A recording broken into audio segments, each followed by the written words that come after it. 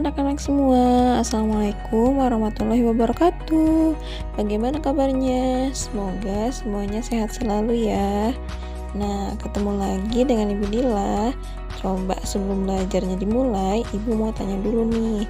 Siapa yang tadi sholat subuhnya tidak kesiangan? Iya, hebat. Apakah kalian sudah siap belajar hari ini? Kalau begitu, coba sekarang Ibu mau kalian baca doa dulu sebelum belajar ya. Doa sebelum belajar.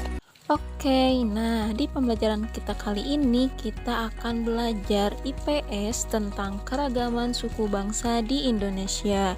Tema 7, subtema 1, pembelajaran 3. Tahukah kamu, Indonesia merupakan negara yang sangat kaya akan budaya, suku dan bangsa, adat istiadat, bahasa, dan lain sebagainya. Lalu, tahukah kamu apa itu suku bangsa?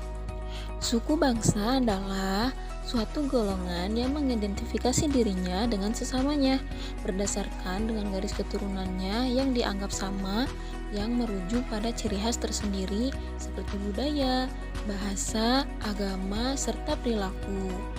Keanekaragaman suku bangsa di Indonesia.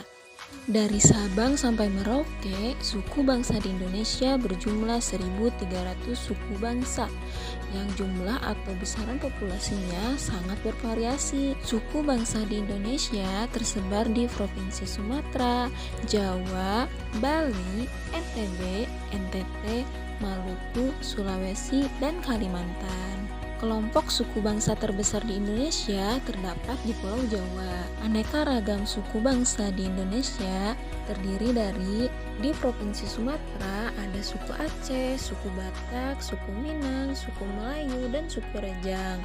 Di Provinsi Jawa ada suku Jawa, suku Sunda, suku Betawi, dan suku Madura. Di Provinsi Bali ada suku Bali, suku Sasak, suku Sumbawa, dan suku Bima.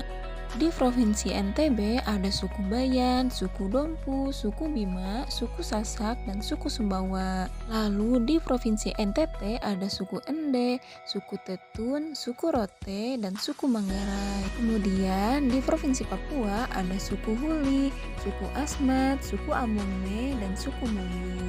Lalu di Provinsi Maluku ada suku Wayoli, suku Manipa, suku Weda, suku Angolo. Di Provinsi Sulawesi ada suku Bugis, suku Makassar, suku Toraja, serta suku Mandar. Dan di Provinsi Kalimantan terdapat suku Dayak, suku Banjar, suku Kutai, dan suku Pasor. Nah, sekarang Ibu punya hal penting nih. Tahukah kamu, walaupun memiliki banyak perbedaan, suku di Indonesia tetap hidup rukun dan berdampingan. Hal ini karena bangsa Indonesia saling menghargai perbedaan suku dan saling menghargai antar satu sama lainnya. Nah, adapun faktor yang mempengaruhi perbedaan yang timbul dalam masyarakat di Indonesia, diantaranya adalah yang pertama adalah faktor sejarah. Menurut sejarah, nenek moyang Indonesia berasal dari daerah Yunan Selatan atau Indochina. Pada saat itu, bangsa Yunan Selatan berkembang dengan membawa kebudayaannya masuk ke Indonesia. Kemudian datanglah bangsa-bangsa asing lainnya yang juga berinteraksi dan berbaur. Di antaranya adalah bangsa India, Arab, Belanda, dan Tiongkok. Yang kedua ada faktor geografi. Indonesia merupakan negara yang sangat luas yang terdiri dari beberapa kepulauan, juga pegunungan yang menjulang tinggi. Pada setiap pulaunya dibatasi oleh lautan, sehingga Indonesia terdapat batasan geografi.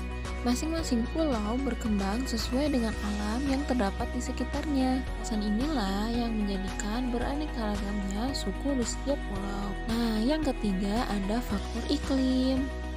Indonesia merupakan negara yang beriklim tropis yang panas.